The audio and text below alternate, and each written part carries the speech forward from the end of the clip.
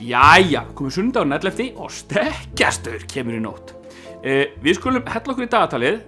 Byrjum ekki strax á chili claus dagatalinu því að sósu dagatalið tökum við alltaf fyrir fyrst og ég var að tala það daginn að það væru nokkur ansi áhugaverð review það á Amazon, þar sem ég pantaði það, sem ég hefði betur kíkt á áður en ég pantaði.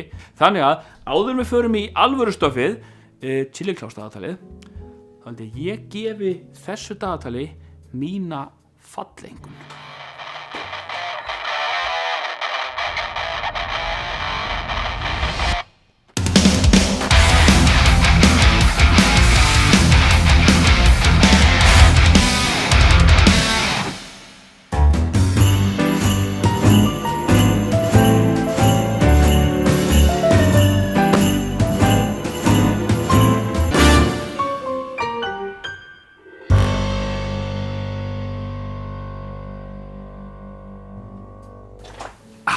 Jæja, það má bara ná þessu út úr kerfinu. Við skulum ekki láta þetta slá okkur út af laginu og skellum okkur bara í dagatalið, alvöru dagatalið, chili clausin. Það er 11. des. 11. des sko. Tíminn liður. Þetta var stíft. Næstuð í hálfan. Ég ætla ekki að kíkja. Ég fann ekki hvað það var, en ég held að þetta verði milt í dag. Ég held að það verði milt. 2 kúlur. 2 kúlur sko. Kíkjum aðeins á þetta. Það eru ekki kettlingar. En Hoppa sí. En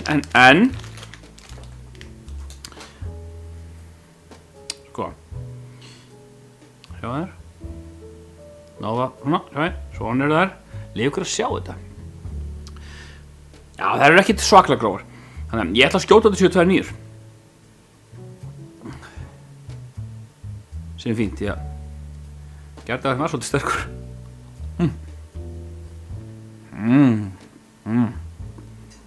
Já.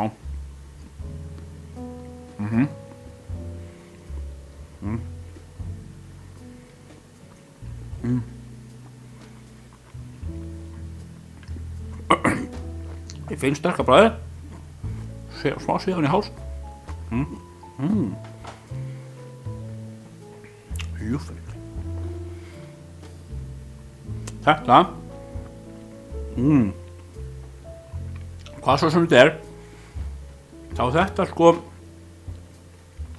bragðbesti styrkleikinn í mínum huga. Þetta er gourmet úti. Þetta var jómið gott. Fyrir svona einmitt. Mátulega mikið kýrt hún í háls. Ég svona hvað var það? Þetta var 11. Jú, við 2 dagar í röð þar sem ég er búin að giska á rétt. Þetta eru chili balls, licorice chili and chocolate coating, Wind Force 9. Þannig að, nýja var það. Þetta var gott. Ætla að verði ekki eitthvað milt á morgun? Nei, við verum plötuð, það fyrir aftur upp á morgun. Eða eitthvað. Bara sjáum til.